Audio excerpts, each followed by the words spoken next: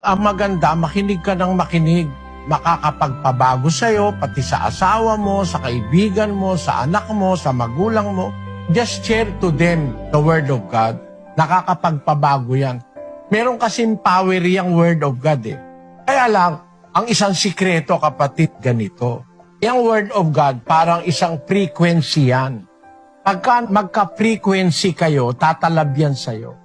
Pero pag hindi kayo magka-frequency, hindi kayo magkikita, hindi ka rin magbabago. Bakit?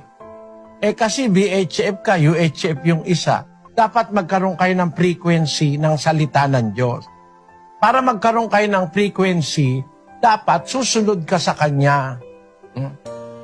Pagbabago ka ng frequency. Kung dati ayaw mong makinig ng salita ng Diyos, ngayon, umpisahan mo ng makinig. Mararamdaman mo, merong power yung salita ng Diyos para ka baguhin.